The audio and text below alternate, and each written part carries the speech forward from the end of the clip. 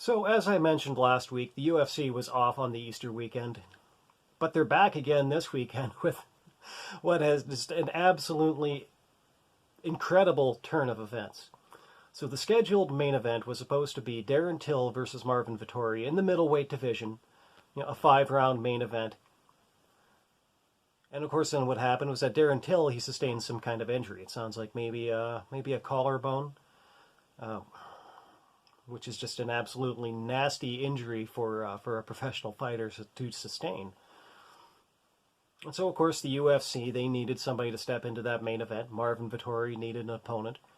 And so they looked to the guy who put in something of a very disappointing performance a few weeks ago in Kevin Holland. So in his last outing at the UFC Apex, Kevin Holland had a 5-fight winning streak ended by Derek Brunson. And in all honesty, that was for anybody who saw it, they already know this, that was an ugly fight. Kevin Holland, it was such a strange thing to see. A guy who was riding this incredible winning streak went into the octagon, and then he basically just took everything that Derek Brunson wanted to do with him. And it turns out that what Derek Brunson wanted to do with him was he wanted to wrestle him. And Kevin Holland, he just kind of went along with it. And went along with it in the strangest way, in the sense that, Kevin Holland is supposed to be a very accomplished jiu-jitsu athlete. So he should be able to go to the mat with a lot of guys, and be very competitive there.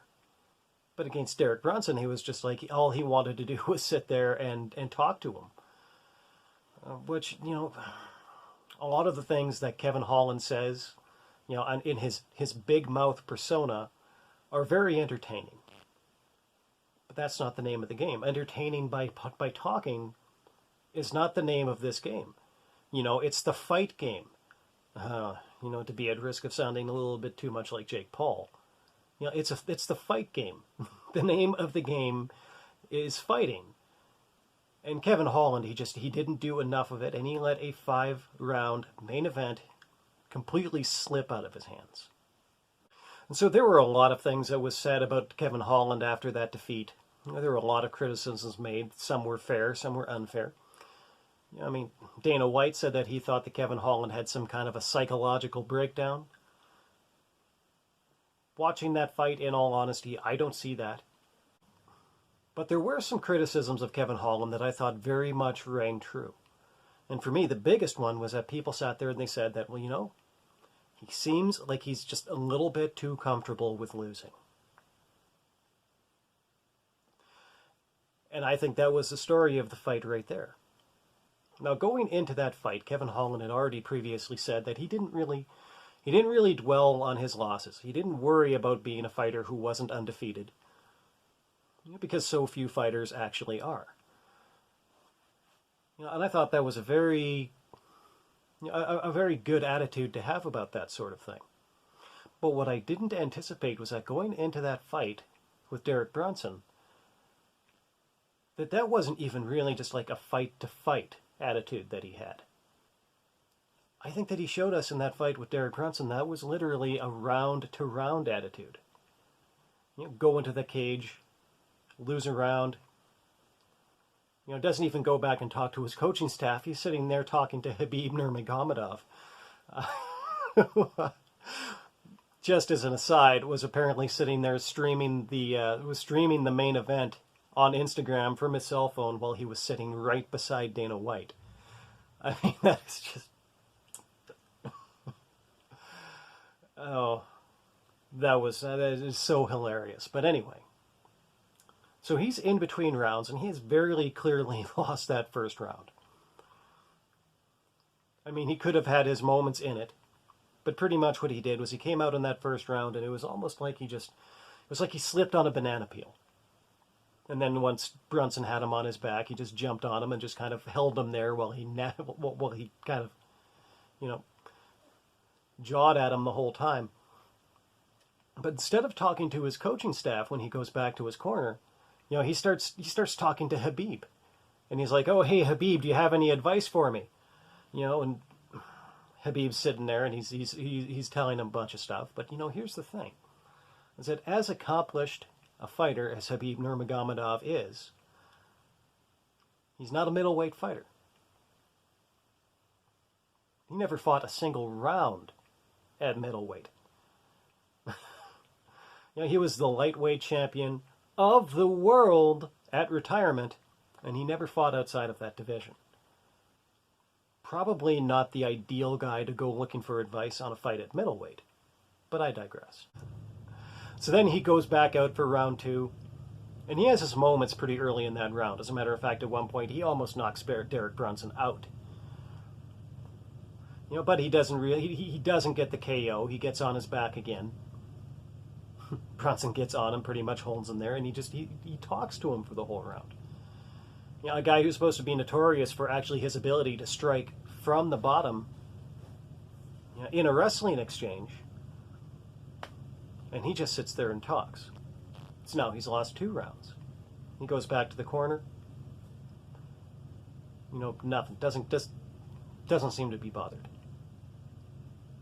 So now at this point, if he wants to win this fight by anything, other than a knockout or a submission, now he's really in trouble. He has to win the remaining 3 rounds in order to win this fight. But then he goes out and loses the 3rd round. Comes back, and really you don't see any kind of a sign of this even registering with him. So he goes back out for the 4th. And now you start to see a little bit more urgency in Kevin Holland. But Brunson manages to win that round. They go back out to the 5th. A little bit more urgency there, but just too little, too late. Kevin Holland actually waited until his opponent, another top 10 middleweight, pretty much had enough rounds in the bag to win the fight flat out, before he really went out and started to fight. There is a real problem there. That is not something that he can ever do again, and definitely not against Marvin Vettori. And I suppose what I'm really trying to get back to is just kind of a comment on a fighter's approach to losing. And I think that that's every bit as important as their response to winning. Maybe even more so. I think a clear point of recent comparison would have to be Sugar Sean O'Malley. So everybody knows the story of this. Last year, he goes out to fight Marlon Chito Vera. And I think that everybody was just kind of assuming, I think that he was definitely assuming that he was just going to win that fight and stay unbeaten. But instead, he goes out, and however it actually happens, he says that it was basically some kind of like a freak accident strike to a particular nerve cluster in his leg. And so he basically says that Chito's win was a fluke. And he spent the entire time since then saying that in his mind, he's still undefeated. So clearly the idea of losing, that bothers Shane O'Malley very much. Kevin Holland, he's already shown us that really, losing doesn't seem to bother him very much at all. But that's not really where the comparison to how these two men have addressed those losses differently really stops. Sean O'Malley, he went away for months and months following his loss to Chito Vera. There was all kinds of interesting talk out there. There was talk that he was going to take grappling matches. That one didn't actually come to fruition.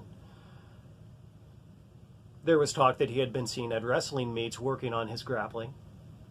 And so it kind of gave us the impression that, regardless of whatever it is that he says,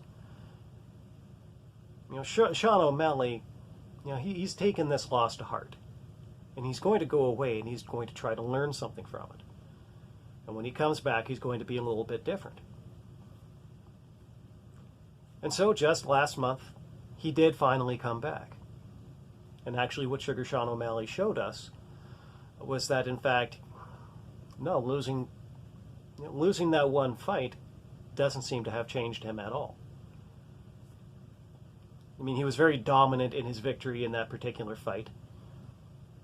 But he did a lot of things that, really it's just kind of the old, ego-driven, just like celebrity-obsessed Sean O'Malley, things that he would have done. Things like, for example, like cornering his opponent and kind of peppering him with a bunch of strikes, spending too much time admiring his own handiwork.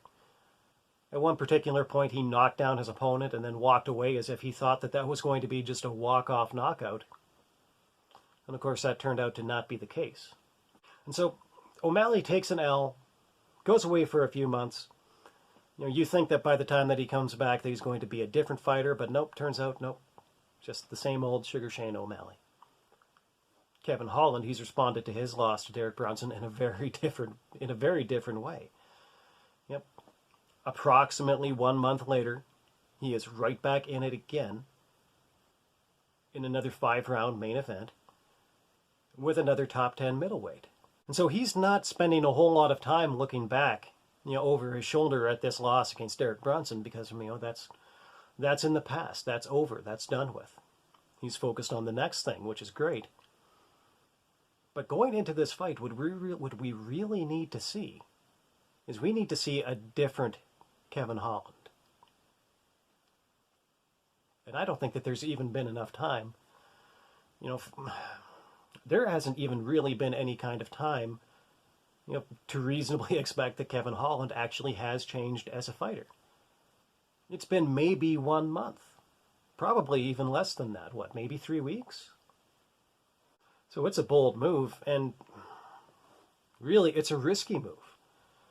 Brendan Schaub was talking about this earlier this week, and he's actually said that given the way that Dana White responded to that fight between Holland and Brunson, he walked away after the third round. Said that he couldn't sit around and watch the rest of it. So with that in mind, Derek Schaub is kind of the impression that if Kevin Holland loses this fight, he might be cut from the UFC altogether.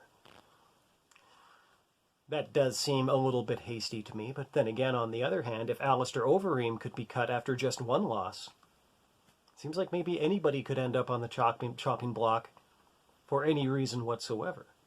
And I suppose that if Dana White is already upset with Kevin Holland, being cut from the UFC isn't something that we should assume can't happen to him.